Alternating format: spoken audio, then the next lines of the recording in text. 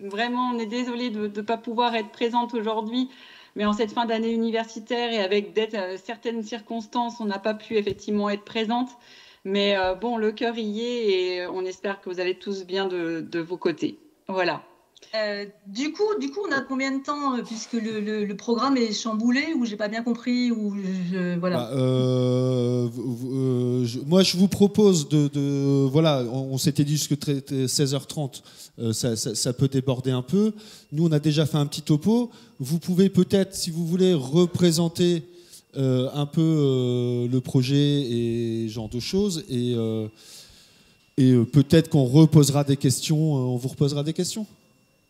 Donc, du coup, juste que ça soit clair, il faut qu'il n'y ait pas de redondance et que vous ne réentendiez pas peut-être les mêmes choses. Vous avez évoqué donc ce qui est sur le site de l'Ancien, Benoît, c'est ça? Oui, voilà, on a évoqué sur le site de l'Ancien le contenu. Bon, il y a une alarme. Il y a eu des questions en fait sur le fait de. Je vais me mettre peut-être devant la caméra, ça sera peut-être plus sympa pour vous. Et du coup, vous avez, parce que nous, ce qu'on voulait faire, c'était déjà un peu expliquer la genèse de ce projet, comment ça avait évolué, comment on avait commencé et pourquoi on l'avait fait. Je sais pas. Allez-y, faites ça. Nous, on a présenté un peu la plateforme, mais on peut y rejeter un œil. Je pense qu'on va faire notre présentation et que ça va se compléter. On n'insistera pas peut-être autant que vous sur la présentation de la typologie en elle-même, parce que tu l'as peut-être un petit peu montré, tu as montré un peu comment on pouvait naviguer dedans, mais au moins on va quand même rappeler un petit peu la genèse, rappeler un petit peu finalement les objectifs, etc. pour que les uns et les autres allez-y, et puis si on a déjà montré quelque chose, on nous demandera si on passe ou pas, et puis ça marche. C'est ça. D'accord. Et puis de toute façon, voilà, on peut partager notre écran là, c'est bon? Je te laisse faire, Lydie, sur le partage. Moi, pendant que tu cherches le partage, alors juste, on va se présenter parce que certains ne nous connaissent pas forcément. Donc moi, je suis Fabienne Granero-Gérard et je suis responsable de la production audiovisuelle à l'Université de Lorraine, site Lorraine Nord, puisque l'Université de Lorraine, c'est un grand établissement et qui a une équipe en Lorraine Nord et une équipe en Lorraine Sud. Voilà. Et moi, je suis Lydie Rollin-Genouvrier. Je suis responsable de production et de diffusion audiovisuelle à l'Université Paris 1 Panthéon-Sorbonne. Et effectivement, donc, je travaille au sein des services des usages du numérique à la DSIUN de l'université. Voilà. Oui, donc juste pour vous rappeler un petit peu la genèse du projet, ça fait quelques années déjà, quand j'étais au CA de l'Anstia et un petit peu avant que je m'occupais du groupe audiovisuel, on était plusieurs collègues, Jean-Marc Sandrine, Karam, qui sont présents dans la salle, il me semble. Et donc, on avait envie le besoin aussi de créer un document qui soit un peu référentiel de toutes les ressources qui sont produites pour l'enseignement supérieur. Et puis, bon, au fil du temps, on avait travaillé un petit peu ensemble. Après, les exigences des uns et des autres, voilà, parce que l'ANSTIA, c'est aussi une grosse part de volontariat, de bénévolat, et qu'on est tous déjà très occupés. Donc Lydie après m'a rejointe et on a fini ensemble. En tout cas, on a avancé toutes les deux. C'est pour ça qu'aujourd'hui, on est là pour vous présenter déjà quelque chose qui a déjà bien avancé, mais qui n'est pas encore abouti. Il y a encore pas mal de choses. Je laisserai la parole à Lydie après, mais en tout cas, c'est à partir des besoins de nos établissements et de cette question sur voilà, on fait de la production, mais comment notre gouvernance, comment nos supérieurs savent la méthodologie, etc., etc. Donc, ce document servirait aussi à ça, comme peut-être vous l'a déjà expliqué Benoît. Lydie, moi, je te laisse la parole si tu veux. Oui, alors c'est vrai que je pense que tout le monde a essayé de construire cette fameuse typologie dans ses établissements. Et en fait, comme avec Fabienne, on s'est retrouvés à un moment donné, nez à nez, dans une salle Zoom, je crois, pour effectivement se dire qu'on avait le même besoin. Et donc, c'était au moment de la crise sanitaire et que du coup, on avait vraiment ce besoin de typologie de production audiovisuelle et que toutes les universités faisaient la même chose et que du coup, peut-être ça serait bien d'avoir un document de référence. Et il s'avère que dans mon université, donc à Paris 1, on avait pour ambition de lancer un appel à projet audiovisuel sur l'ensemble de l'université pour effectivement diversifier la production et aussi permettre d'alimenter un canal universitaire qu'on est en train de construire. Et donc, du coup, eh bien, moi, j'avais commencé à construire à la suite de plusieurs recherches en ligne et de plusieurs choses que j'ai trouvées par moi-même, en fait, un premier document. Et ce qui fait qu'avec Fabienne, on s'est dit, bah, pourquoi ne pas faire un document en commun et finalement aboutir à quelque chose qui servirait toute la communauté plutôt que de faire quelque chose de très local dans nos universités. Et il s'avère que le projet Digital FCU nous a permis justement d'aller plus loin, puisque l'ECA d'Anstia nous a demandé de commencer à rédiger un bout de document de typologie audiovisuelle pour permettre d'aider ou de soutenir la production audiovisuelle dans le cadre de ce gros projet. Donc, ce que nous avons fait. Et donc, finalement, les objectifs de cette typologie, je vais relaisser la parole à Fabienne, vont dans le sens du soutien et de l'accompagnement de la production des vidéos variées dans nos établissements. Je pense que Fabienne, c'est la même chose pour toi et qu'on a besoin d'un document pour accompagner nos porteurs de projets, pas pour vous former vous, parce que vous connaissez parfaitement ce type de production, mais surtout pour soutenir et accompagner la production de nos vidéos dans nos établissements. Voilà. Oui, alors effectivement, comme dit Lydie, faire valoriser nos métiers aussi, quoi. C'est-à-dire qu'il y a à la fois les productions et il y a aussi nos métiers. On sait très bien que voilà, on est toujours un peu en fragilité malgré tout. On voit bien qu'il n'y a pas beaucoup de postes qui sont proposés par le ministère. Donc ça contribuait aussi à l'envie de faire ce document pour pouvoir nous aider en fait et puis faire connaître à la fois ce qu'on fait et à la fois notre savoir-faire et notre savoir-être et nos métiers. Donc voilà, donc le support en fait qu'on a élaboré donc prend en compte tous ces aspects que vous voyez affichés à l'écran, donc mieux soutenir, accompagner la production, les méthodologies, valoriser les métiers et puis faire aussi un glossaire sur la production, autour de la production. Et par ailleurs, effectivement, pour notre hiérarchie, jusqu'à la gouvernance. Et moi, en fait, j'ai pensé même jusqu'à notre ministère de tutelle, ça pourrait être un support qui pourrait les sensibiliser, en tout cas leur faire mieux comprendre comment on travaille et notre utilité, j'allais dire presque, puisque on travaille avec toutes les composantes, toutes les directions, tous autant que nous sommes. Hein, donc, finalement, on n'est pas inutile, qu'on est quand même très sollicité et qu'on n'a pas toujours les postes suffisants et à la hauteur aussi des missions que nous avons. Donc, c'était aussi l'idée que j'avais tout au début par rapport à ça. Mais ça, bon, ce sera une autre étape, on va dire. En tout cas, Lydie va vous montrer donc ce document outil qu'on appelle de référence avec et pour la communauté. Donc voilà, je te laisse la parole de nouveau, Lydie. C'est vrai que dans les objectifs que nous visons, c'est un appel aussi à vous tous pour nourrir ce document qu'on va vous présenter. C'est vraiment l'envie de construire quelque chose en commun.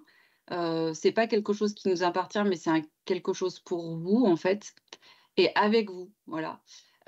Et en fait, aujourd'hui, avec ce document, on peut faire beaucoup de choses. C'est-à-dire qu'on va voir qu'au niveau de sa forme, si on va dire, le conserve en mode PDF, on le réduit à quelque chose de très statique.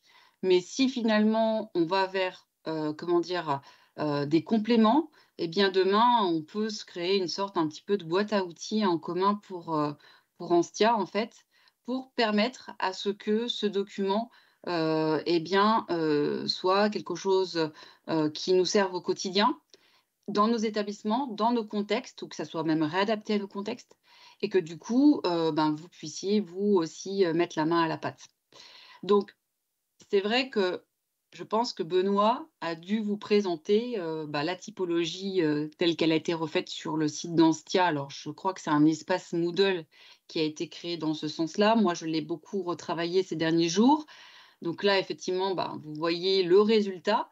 Mais avant d'arriver à ce résultat, c'est-à-dire donc avec une présentation et une structure par rapport aux différents types de vidéos avec les projets liés, etc., les dispositifs matériels, la production du visuel, la gestion et le droit, mais vous allez voir en fait, et le glossaire, voilà comment elle se structure de façon générale. Mais au départ, elle n'était pas comme ça.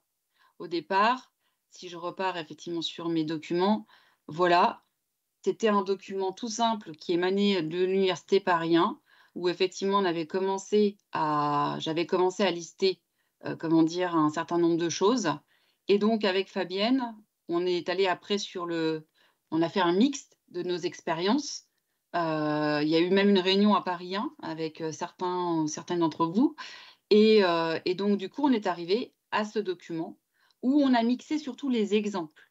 C'est-à-dire qu'on voulait, au-delà de valoriser la méthodologie, les métiers, valoriser aussi certaines productions emblématiques du type de vidéo. Donc du coup, on a mixé finalement dans nos établissements les meilleures productions qui, eh bien, illustraient le type de, comment dire, de vidéo. Et on est arrivé à cette nouvelle forme que vous avez vue, donc, c'est-à-dire celle-ci, voilà. Alors, je peux aussi aller naviguer. J'espère qu'il ne va pas me rejeter. Voilà. Et donc, aujourd'hui, on a effectivement accès à cette typologie avec quasiment 13 fiches. Alors, Lydie, je te coupe. Oui. En fait, tu peux raccourcir ce passage. On a fait un peu le tour déjà et du contenu. Voilà. Je ne comptais pas faire fiche après fiche, mais si tu l'as fait, Benoît, c'est parfait. Voilà. Donc, ce que je peux simplement dire pour aller droit au but, si je vais reprendre mon support, c'est qu'il y a 13 fiches qui ont été réalisées. On estime que ces 13 types de vidéos, en fait, ne peuvent pas être remis en question, c'est-à-dire dans leur essence même de vidéo. Voilà. C'est-à-dire qu'on ne va pas se poser de questions autour du documentaire. Le documentaire est un documentaire, ce n'est pas un reportage, c'est un documentaire. Voilà. Le reportage est le reportage. Voilà. Alors après, il y a peut-être des familles ou des types de vidéos qui peuvent englober des sous-types de vidéos. Ça, c'est possible. Mais en tout cas, ça sera pour certaines, et je pense que Fabienne pourra en parler tout à l'heure. Donc, si on regarde un peu la structure des différentes fiches, en fait, à chaque fois, elles sont construites de la même façon. C'est-à-dire qu'il y a une définition. Alors, la définition, elle n'est pas sortie du chapeau comme ça. Elle est vraiment le fruit d'un benchmark sur toutes vos productions à vous et même sur effectivement des périodiques, des dictionnaires, des encyclopédies pour croiser effectivement les définitions et en faire une qui s'approche le plus aussi de nos contextes universitaires.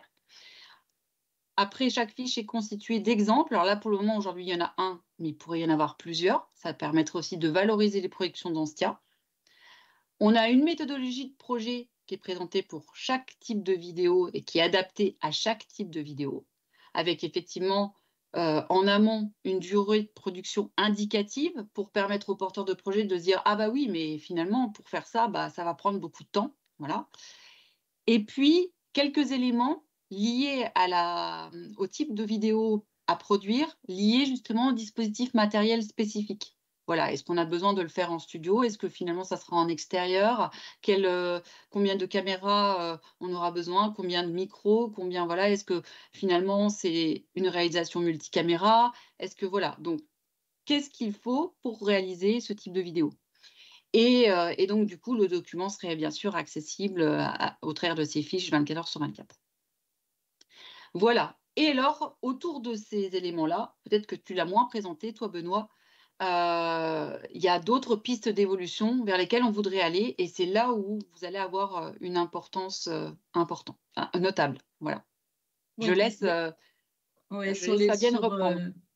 Sur les propositions de pistes d'évolution, effectivement, parce que les fiches, on s'est rendu compte aussi que nos métiers évoluent, enfin en tout cas les ressources évoluent, et notamment depuis l'arrivée de la VR, de la XR. Je suppose que vous produisez aussi des ressources avec ces nouveaux outils. Donc ça, par exemple, on ne l'a pas développé spécifiquement ou à peine.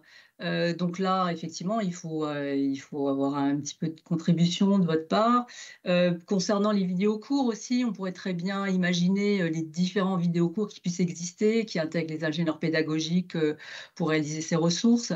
Donc ces fiches-là, c'est des pistes effectivement d'évolution. En tout cas, il faut le compléter, ce document. Il n'est pas il n'est pas complètement... Il est work in progress. Il n'est pas arrêté. Oui, voilà, c'est ça, il est work in progress, tout à fait. Voilà ce que je voulais dire par rapport à une partie de ces pistes d'évolution. Sur ce qui concerne les dispositifs de tournage, Lydie en a déjà parlé. Par contre, il y a un autre volet aussi qu'il faut évoquer sur ces fiches, c'est avec l'IA et ce que tu voulais, les travaux que tu as fait pour ton établissement concernant l'intelligence artificielle et le CNC, notamment, si tu peux dire 2 mots. Oui, alors juste une petite parenthèse avant d'arriver effectivement à ce volet, autour de l'intelligence artificielle. C'est vrai que, on voudrait, au travers de cette typologie, avoir, un volet juridique et administratif un peu plus évolué. C'est-à-dire que voilà, si vous avez des modèles justement de cession de droits d'auteur, il me semble que c'est important qu'on ait quand même, une batterie d'éléments pour nous aider. Alors bien sûr, on en a, hein, on s'en est déjà beaucoup, enfin, il y en a qui ont circulé aussi au sein d'Anstia, mais peut-être que là, on aurait un endroit pour pouvoir les déposer et puis pour pouvoir les valider. C'est pour ça qu'aussi, au travers de vous tous, ce qui serait intéressant, c'est qu'on ait aussi une forme de comité de rédaction, pour qu'on voit, voilà, ou comité ensemble. Alors, je ne sais pas si ça se réduirait au groupe audiovisuel d'Anstia, ou si ça serait vraiment un groupe lié. Mais en tout cas, c'est vrai qu'il faudrait qu'il y ait une forme de régulation au niveau des contenus et aussi de l'évolution pour que voilà, il y ait une forme de coordination de cette ressource. Donc, dans les pistes effectivement d'évolution, il y a cette volonté donc d'avoir un volet juridique et administratif un peu plus évolué. De même, comment on gère un budget, comment on gère les marchés, est-ce qu'il y a des trucs et astuces, etc. Est-ce qu'il y a des protocoles qui peuvent nous aider, même si je sais que dans chaque établissement, on a vraiment à chaque fois des étapes particulières, etc. Mais il peut quand même y avoir certaines aides pour aller pour compléter ce volet-là. Après, dans les dispositifs et lieux de tournage, il y a quand même quelque chose que je n'ai pas évoqué au niveau des fiches, c'est qu'on voudrait aller plus loin que les dispositifs matériels et les équipements. C'est qu'on voudrait permettre d'avoir un endroit où on peut avoir une forme effectivement une forme de comment dire, de catalogue de tous nos studios, de tous nos espaces effectivement de tournage, pour que voilà, on puisse voir finalement comment les uns et les autres sont équipés et finalement quand on est face aussi à un projet de studio plateau où vous avez vu aussi des studios virtuels, eh bien, d'avoir peut-être, un ensemble de studios un petit peu, voilà, Alors, existants désolé, qui nous là on aideraient. sort un peu du Voilà. cadre de la J'avance. typologie. Oui. Non, Non c'est pas que ça juste soit que pas très intéressant, mais j'aimerais qu'on reste sur la typo et le document et déjà ce qu'on Ouais, a là voilà. et En fait, voilà. qu'on avance. donc, dans la typologie, pour faire court aussi, c'est juste que autour de la production audiovisuelle, il y a beaucoup d'éléments. Et pour pouvoir justement aider, accompagner et mieux produire, il est important effectivement qu'on ait quand même ces quelques éléments qui puissent nourrir cette typologie. Alors après, la production est en train d'évoluer aussi. Là, vous avez des fiches avec effectivement des productions dites plutôt traditionnelles, mais effectivement, avec l'IA, il pourrait y avoir aussi des nouvelles productions. Là, aujourd'hui, moi, c'est pas remplacer effectivement nos métiers par l'IA, hein, bien au-delà, bien au contraire. C'est vraiment de trouver peut-être les bonnes pratiques, les bonnes, comment dire, les bons trucs et astuces pour nous aider à automatiser justement certaines tâches dans nos productions, nous aider à effectivement peut-être générer de l'image, de la bande sonore, des voix off, mais pas générer forcément de la vidéo, c'est pas ce que je recherche, mais en tout cas nourrir nos vidéos différemment, pouvoir récupérer peut-être aussi des transcriptions pour pouvoir aussi penser la diffusion et penser les résumés, puisque je pense qu'aujourd'hui la transcription, c'est un peu le nerf de la guerre pour pouvoir créer réellement des bons résumés avec l'IA, notamment au travers de ChatGPT, quand on lui donne un prompt pour lui dire voilà, résume-moi cette transcription en tant de mots et sans liste, je vous assure qu'il le fait parfaitement. Et là, pour le coup, on n'est pas quelque chose en décalage avec effectivement la vidéo qui est réalisée. Donc, je pense que autour de cette typologie, ça serait quand même intéressant qu'on ait comment dire, quelques éléments liés à l'IA. Et pour aussi aller dans le sens de Fabienne, le CNC aujourd'hui a construit toute une cartographie justement des usages de l'IA et a repris chaque étape de la production audiovisuelle de façon générale en mettant à chaque étape finalement les différents outils qui peuvent soutenir justement cette production. Et je pense que le CNC ne va pas aller contre nos métiers, bien au contraire. Et ils ont fait justement toute une étude autour de nos métiers, autour de l'impact et autour du taux de pénétration des IA justement dans nos productions audiovisuelles. Et je vous invite vraiment à aller voir leur travail. Tapez cartographie CNC IA, vous allez voir, vous allez tomber dessus. C'est très récent, ça date quasiment du mois de mars. Et il y a eu encore une étude récente qui a été présentée au Festival de Cannes en mai 2024. Et vous verrez qu'ils ont, eux, par rapport aux différentes étapes de production d'une vidéo, qui est aussi repris dans notre typologie, eh bien, ajouter quelques éléments au niveau de l'IA et comment l'IA peut soutenir effectivement notre production et nos métiers. Et bien sûr, on voit bien au travers de cette étude que il y a encore beaucoup de collègues qui sont très frileux par rapport à l'IA et on comprend. Voilà, moi aussi, je ne suis pas complètement embarquée dans l'histoire. J'y mets beaucoup de réserves. Mais par contre, c'est un sujet qui m'intéresse et que j'ai envie de creuser. Voilà. Et je pense qu'il vaut mieux adopter les bonnes pratiques aujourd'hui plutôt que de se faire manger par cette IA, entre guillemets.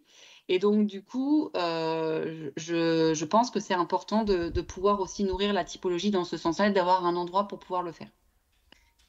Donc, j'avance, voilà. Et on arrive à la fin, effectivement, de notre présentation. Et nous, on aurait voulu avoir, effectivement, votre avis pour savoir, par rapport aux différentes pistes qu'on vous a présentées, par rapport à cette typologie que vous avez aussi vue avec Benoît et avec d'autres en présentiel, finalement, qu'est-ce que vous en pensez et comment vous aimeriez éventuellement y participer ou pas, voilà, et si vous souhaitez nous rejoindre dans cette aventure. Donc, je vous invite peut-être à répondre à 3 questions. Ça ne va pas être trop long, parce que j'imagine que c'est la fin de la journée et que vous êtes peut-être un peu fatigué. Ouais, mais tu les vois, tout le monde lève son téléphone. Hein. Comment ? Tout le monde lève son téléphone pour prendre le QR code en photo. D'accord, c'est parfait.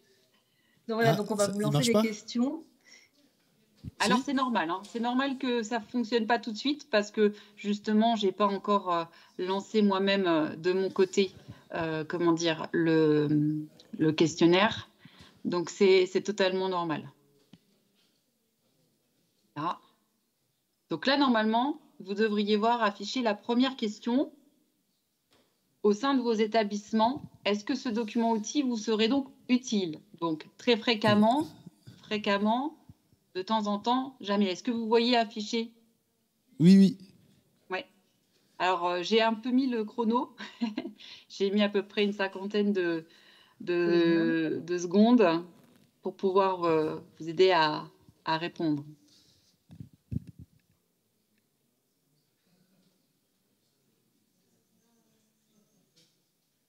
Voilà. Donc, j'imagine, voilà, je vois que... Donc, on ne peut plus voter. Donc, je verrouille et je vais faire en sorte de voir donc les résultats. J'imagine que là, pour le moment, au niveau des résultats...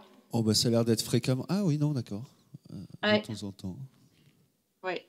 Donc là, effectivement, on a fréquemment et de temps en temps, mais on a quand même le très fréquemment qui est pas si loin, finalement.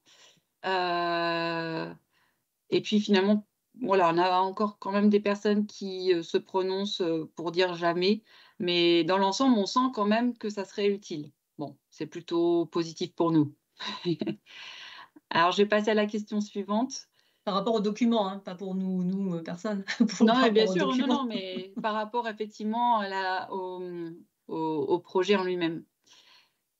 Donc là, je vais lancer donc ce questionnaire. Est-ce que vous y avez accès? C'est bon pour vous?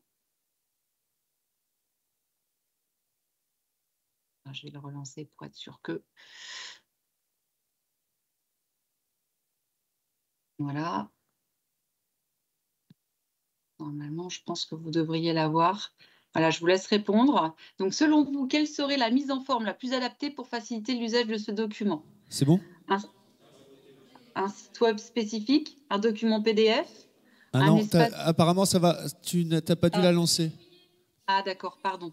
Alors, attends. Je vais refaire. Excuse-moi. Attends. Hop. Afficher. Voilà. Ah, pourquoi? Ah oui, parce que... Voilà, allez-y, là, je pense que c'est bon. Selon vous, quelle serait donc la mise en forme la plus adaptée pour faciliter l'usage de ce document? Un site web spécifique, un document PDF, un espace Moodle, une partie du site d'Anstia, un autre support, ou alors vous n'avez pas d'avis sur la question. Donc, je vois que vous êtes à peu près 37 à vous être connectés, à peu près 19 réponses, 20 réponses sur 37. Vous avez encore un petit peu de temps. Allez, 5 secondes.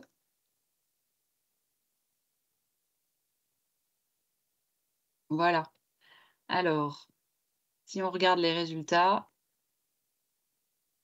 Alors finalement, quand même, sur une partie du site d'Anstia, ça vous dérangerait pas d'aller effectivement donc vous connecter. Ça voudra dire qu'elle ne sera pas forcément aussi accessible parce qu'il faudra se connecter. Donc, il y aura quand même une volonté de... Alors, pas du tout, la Lydie. verrouiller.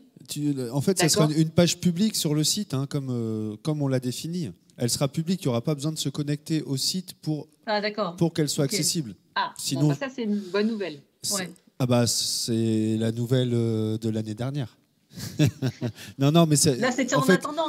L'idée, c'est que ça soit public, donc et que tout le monde puisse aller la voir. Donc, s'il n'y a que les gens de l'Anstia qui peuvent se connecter, ça a quand même peu d'intérêt. Mais enfin, voilà.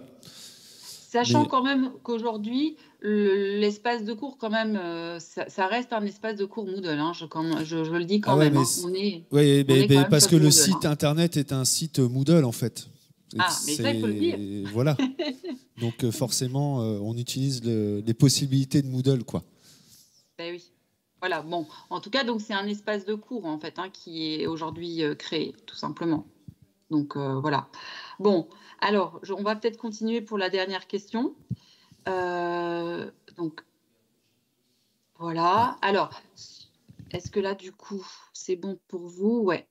Souhaiteriez-vous participer à l'évolution de ce document via une de ces pistes? Donc, soit participer à la création de nouveaux contenus, soit participer à une nouvelle mise en forme du document, soit participer au volet gestion, budget et droit, parce que vous avez des informations ou des documents, le volet matériel et équipement, le volet IA et production audiovisuelle, le volet réalité virtuelle et monde immersif, ou alors aucune piste ne vous intéresse.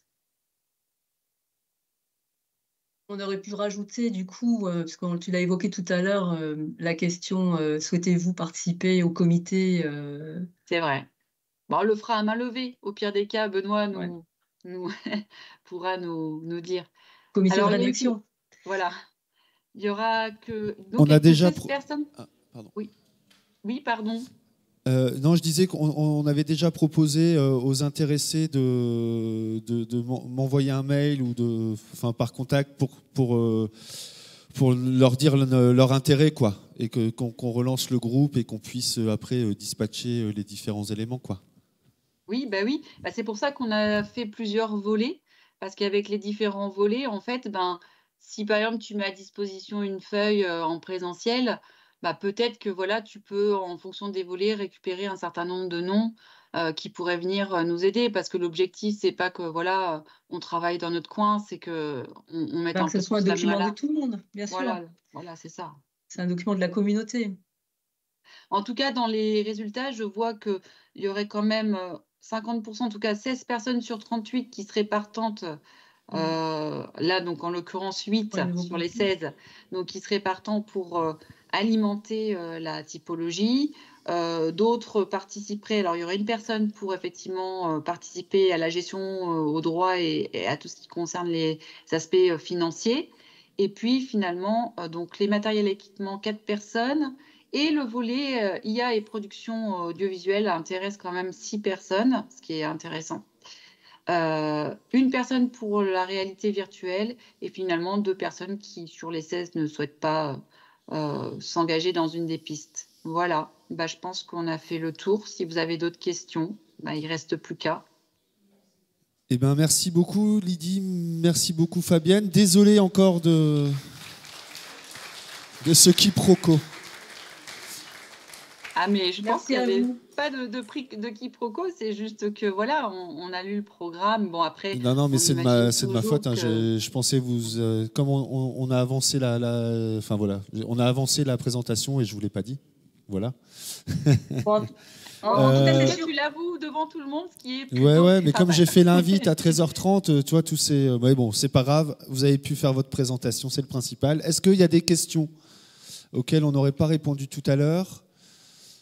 Ben, Ou moi, j'ai une qui, question, voilà. c'est quelle suite va être donnée à cette présentation et voilà, pour qu'on puisse avancer, pour qu'on puisse le finaliser Et dans sa ben, globalité. l'idée, c'est que ça soit finalisé pour les journées nationales. Enfin, qu'on ait quelque chose de le plus abouti possible, parce que voilà, il sera Et jamais. on sera là. Si on le met à jour, ah bah, vous êtes les bienvenus, hein, sans problème. Hein.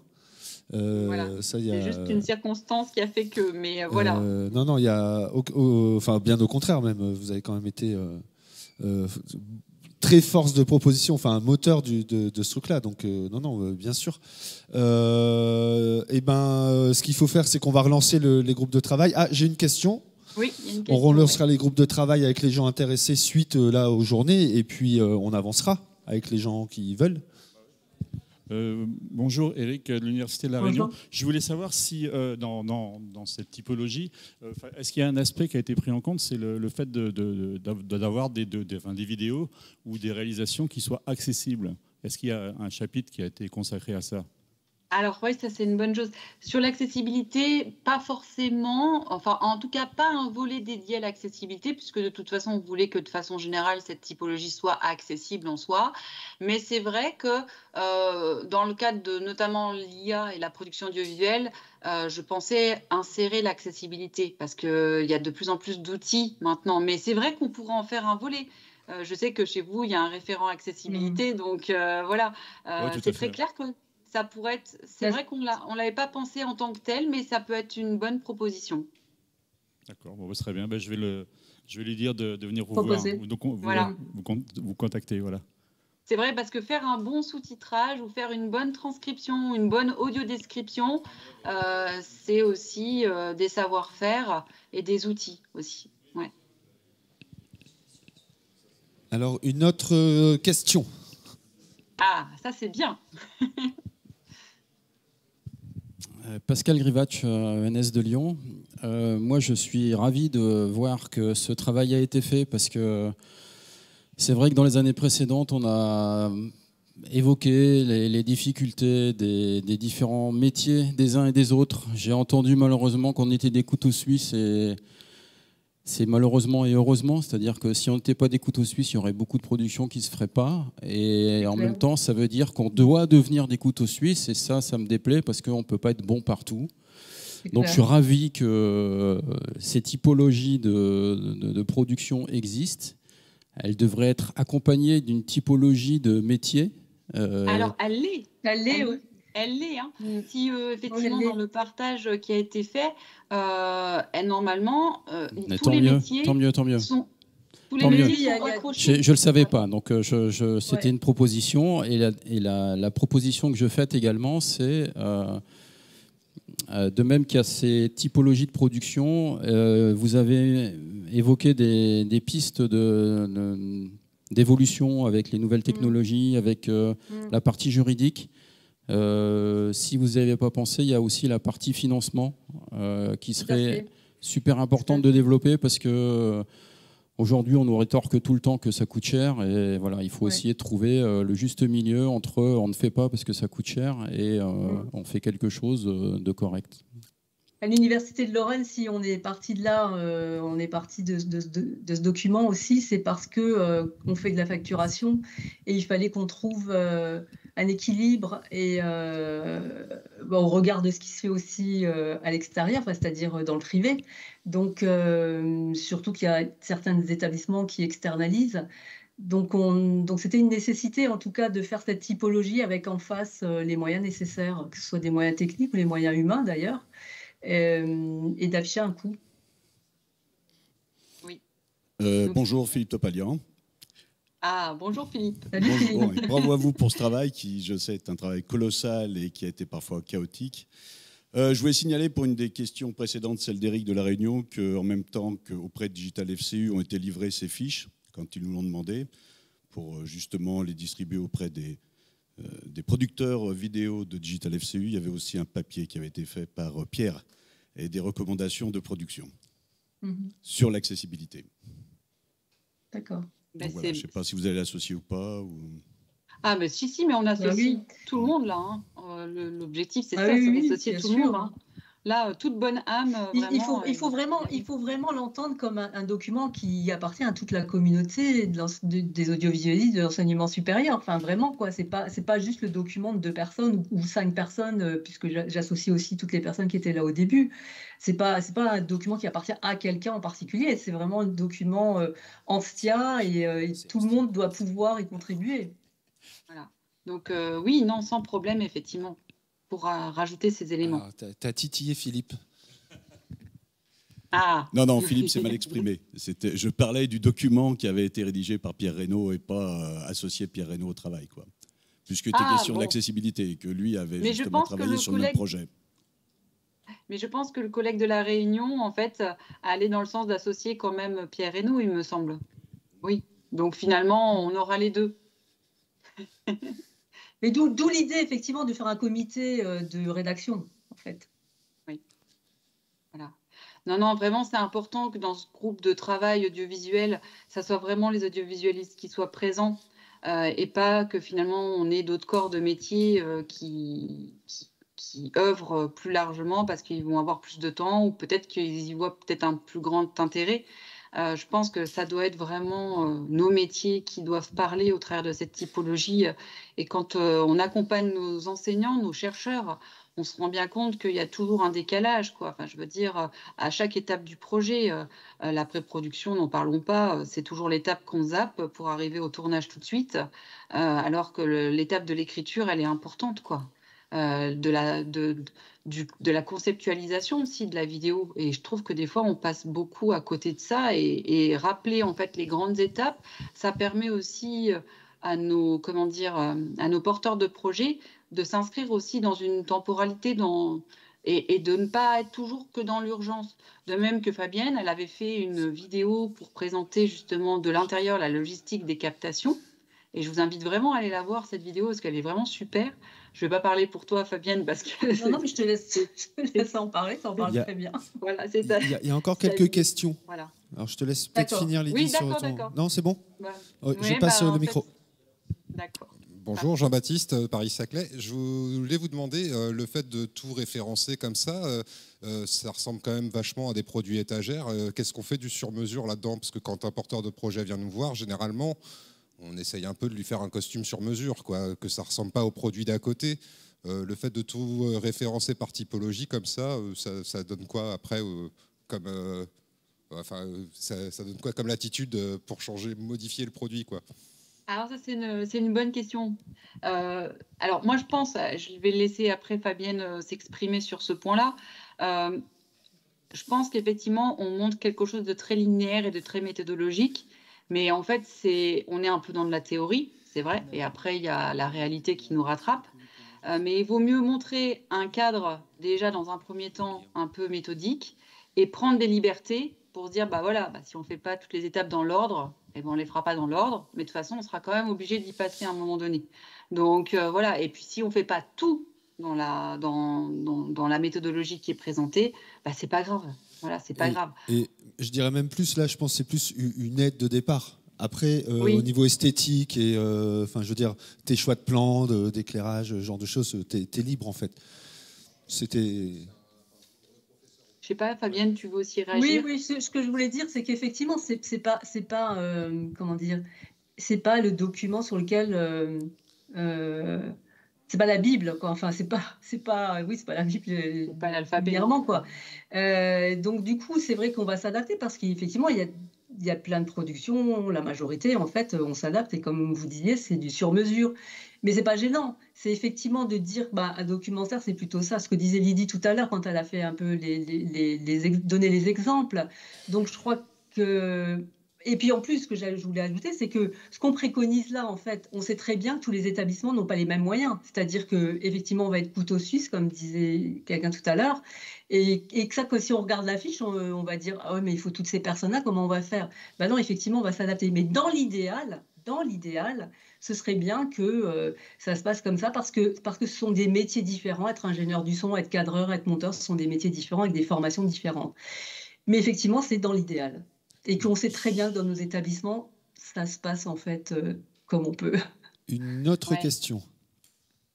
Merci. Jean-Jacques de Sorbonne Université. Je salue le travail, je trouve que c'est une super initiative. Maintenant, je m'arrête encore sur l'histoire des droits. Vous allez me dire que je suis un peu buté là-dessus. Mais pour moi, quand vous dites que il faut la participation des audiovisualistes, des vidéastes, etc., il faut aussi, à mon avis, la participation indispensable de juristes. Nous, là où je suis, on a un service juridique. C'est eux qui nous ont fait les documents juridiques qu'on fait signer à gauche et à droite lorsqu'on fait des captations, des conférences, des cours, etc. C'est pas les vidéastes qui l'ont fait. Ils n'auraient pas voulu d'ailleurs. Ils n'auraient pas voulu. Ils nous auront tapé dessus. Donc, moi, je peux vous envoyer les documents. Je peux déposer les documents que j'utilise au quotidien sur la page quand elle sera ouverte. Maintenant, j'imagine que d'une université à une autre, il n'y a pas deux documents identiques, en fait. Ah oui. Oui, mais bien sûr, mais comment dire. Nous aussi, à l'Université de Lorraine, c'est la direction du juridique qui a validé les contrats de cession de droits d'auteur, etc. C'est eux qui les valident. Par contre, ils sont appuyés sur les contenus qu'on leur avait proposés. Donc, s'il y a des établissements qui ne fonctionnent pas avec une direction juridique, en tout cas, à mon avis, ça doit se faire dans la plupart du temps maintenant, je pense, ça permettrait d'avoir, si on a un ou deux documents de différents établissements qui sont validés par des services juridiques ou des directions juridiques, de dire, ben voilà, il y a ces contenus-là, eux, ils l'ont proposé comme ça, nous, on l'a proposé comme ça, mais ils sont tous validés par des juristes. Je crois qu'effectivement, c'est important de le rappeler, mais en tout cas, à l'Université de Lorraine, si je prends cet exemple de mon établissement, c'est la direction juridique qui a validé les documents. Oui, je pense que nous aussi, à l'Université Paris 1 Panthéon-Sorbonne, c'est effectivement notre direction des affaires juridiques qui nous aide au quotidien. Justement, on a refondu aussi nos sessions de droits d'auteur et d'autorisation de droit à l'image. Et en plus de ça, comme on est aussi passé par de la prestation, on a créé un contrat de commande et de cession de droits d'auteur pour permettre justement à un freelanceur à la fois donc de pouvoir livrer son travail, mais aussi de pouvoir nous livrer les fichiers sources en fait, et de pouvoir les livrer avec un cadre juridique vraiment bien défini pour pas qu'on ait un impact aussi sur sa créativité, sur finalement ce qu'on a pris, on appelle l'esprit de l'œuvre entre guillemets. Alors, et donc du coup c'est bien notre service juridique qui s'en est emparé. Voilà. Et on a un groupe. Il faut un groupe de travail juridique. Puis Jean-Jacques, je pense qu'il est prêt. Ouais, là, je suis chaud, là. Mais malheureusement, c'est là où je vois la limite du projet. C'est-à-dire que si on va faire quoi? Par exemple, chaque université va, par exemple, envoyer chacun les documents propres qu'il utilise dans son service.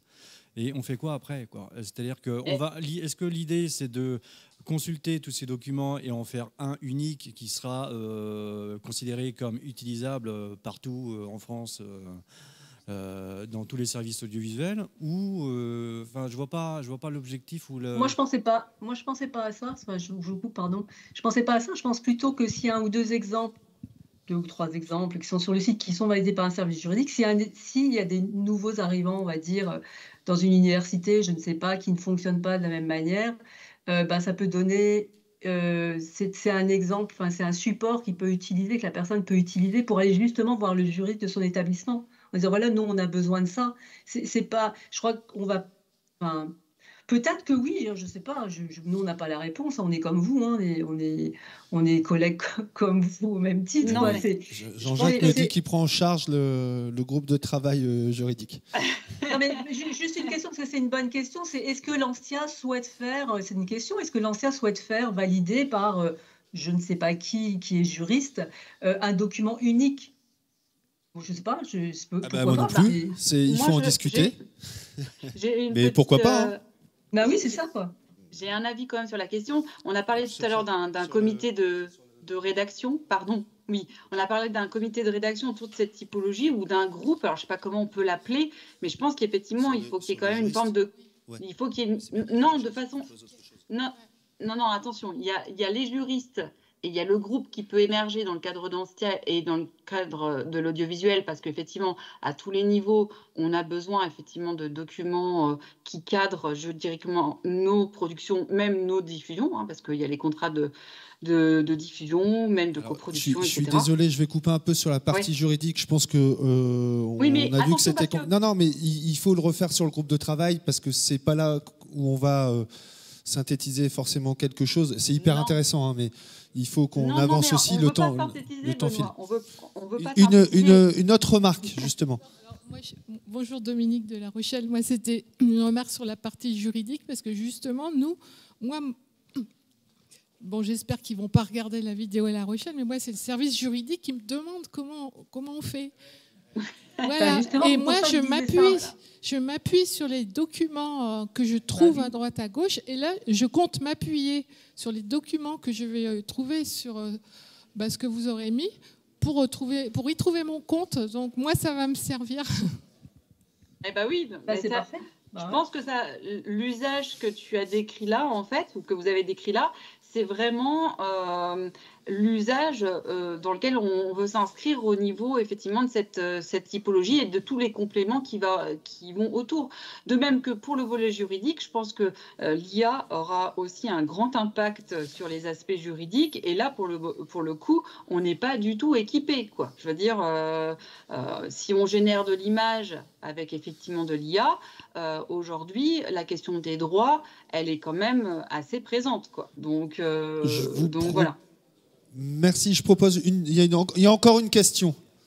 Donc je pense que c'est quand même utile d'avoir un groupe juridique, et j'appuie le monsieur que je vois au fond de la salle dans ce sens. Oui, bonjour. Je m'appelle Yannick Véry. Moi, je travaille à l'Université du Mans, et nous, on est une petite université. Depuis très peu de temps, on est enfin un service audiovisuel et on ne dépend plus du service d'appui à la pédagogie. Donc super là, ce document, en tout cas pour moi c'est du pain béni. Ça va faire comprendre, c'est Fabienne qui disait qu'on pourrait faire comprendre certaines choses à notre hiérarchie qui a parfois du mal à se rendre compte de ce qui ils ont du mal à se rendre compte de ce qu'il faut faire pour répondre à leurs demandes, et aussi même peut-être voir plus haut. Et moi je regarde de temps en temps le référence 3, la BAP-F. Et quand je vois ce qui a marqué dans l'audiovisuel, les métiers, je me dis, mince, est-ce que l'Anstia peut, ou déjà fait, je ne sais pas, intervient à ce niveau-là, peut avoir au chapitre sur le référentiel métier des ITRF? Je ne sais pas, c'est une question. Et aussi, je crois que c'est, je ne sais plus, je crois que c'est Ronan tout à l'heure qui en a parlé. Ouais, toi. Et je suis aussi attaché à ça, surtout que nous, on vient d'un service où il y avait plein d'ingénieurs pédagogiques qui sont recrutés ingénieurs pédagogiques, et c'est très bien pour eux, ils sont IGE d'entrée de jeu, moi je trouve ça génial. Et nous, on peut nous recruter en B, il n'y a pas de problème, même en C. C'est clair. Donc voilà, c'est juste parce qu'il y a eu une question le collègue de Lyon aussi qui a posé une question sur les typologies de métiers. Vous avez dit que vous aviez lié aux typologies de métiers, et vous avez pris quel référentiel du coup? Enfin, du coup, c'est pas... Alors, on n'a pas. Alors, là, effectivement, on pourrait le travailler effectivement, parce qu'on n'a pas pris le référentiel. On a déjà pris les métiers, les compétences nécessaires, et sans s'appuyer sur le référentiel. Parce que parce qu'on a fait comme ça pour aller aussi vite et pour pouvoir avancer. C'est justement l'idée. C'est pour ça qu'on voulait faire cette présentation pour qu'on puisse avancer ensemble. Mais en tout cas, ce qui est sûr, c'est que, et d'où ma remarque du début de la présentation, c'est que mon intérêt, en tout cas personnellement, je me dis que ça devrait servir aussi à notre ministère de tutelle, parce qu'effectivement, c'est lié à au manque de postes et tout ce qu'on vient de dire, quoi. Donc, effectivement, on pourrait travailler peut-être justement sur ce référentiel pour le faire évoluer, parce que vraiment, c'est devenu n'importe quoi à mon sens. C'est un peu dur ce que je dis aussi, c'est peut-être un peu brutal ce que je dis, mais voilà, on est quand même... c'est quand même des situations assez précaires, j'ai presque envie de dire ça. Voilà, et donc... Et donc, c'est pour ça que vraiment, j'avais vraiment envie de ce document. Alors, il faut qu'il évolue, il faut vraiment qu'il évolue. Et c'est pour ça que je disais à qui on s'adresse, quoi. Parce que, effectivement, c'est pas à nous qu'on s'adresse entre nous, parce qu'on connaît nos métiers, on sait ce qu'on fait, on sait ce qu'on a à faire. Mais par contre, notre hiérarchie et voir au-dessus, c'est peut-être intéressant qu'ils aient connaissance de ça. Et d'où l'idée, et votre question est très bonne, effectivement, c'est ce que l'ancien peut encore aujourd'hui aller au ministère pour ça. Moi, je n'ai pas la réponse, hein, peut-être quelqu'un du CA là, mais je sais qu'autrefois, Jean-Marc Dubois, il peut vous en parler, hein, c'est que oui, l'Anstia était le référent et justement, enfin, en tout cas, était sollicité pour le référence, enfin, pour le ministère, quoi. Au ministère, Oui. pardon. Et juste, si je peux compléter, on a voulu aussi sortir des emplois types, justement, du référence par rapport, effectivement, à ceux qu'on a listés aux différentes étapes des projets pour que ça colle au plus près des métiers qui sont importants, avec des compétences qui sont aussi importantes et qu'on englobe souvent dans des emplois types où, justement, on cherche le mouton à 5 pattes. C'est aussi pour montrer qu'il y a des métiers où vraiment, eh bien, il faut une compétence en particulier et que du coup, c'est important de rappeler que cette compétence n'est pas là à un moment donné de la production. Eh bien oui, la qualité de la vidéo, elle va s'en ressentir.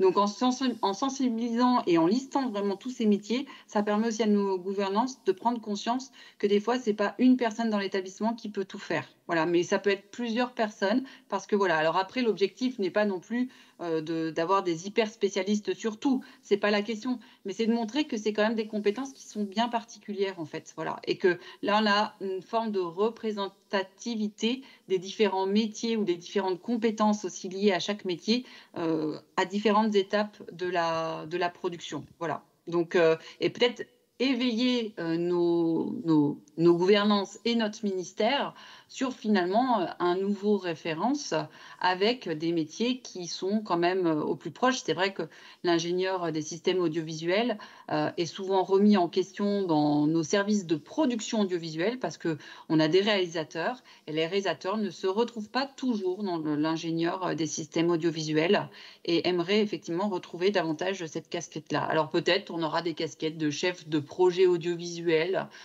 qui seraient qui peut-être aiderait à trouver finalement chaussure à son pied ou trouver l'équilibre. Mais après, voilà, aujourd'hui, c'est vrai que cette question des métiers et de ce référence, c'est un vrai problème. Eh ben, merci beaucoup. On a encore plein de travail en fait, si je comprends bien. Ah bah oui. Oui, et vraiment, on s'excuse encore de ne pas pouvoir être présente vraiment. On aurait aimé prolonger les échanges avec vous tous. Et voilà, vraiment, on vous souhaite une très belle fin de journée, des très belles rencontres de visuels. Voilà, merci en tout cas. Et désolé pour les petits couacs techniques de début. Finalement, on est bien content d'avoir pu partager ça avec vous. Super. Et ben, bonne soirée à vous et à très bientôt. À vous aussi. Ciao. Au revoir.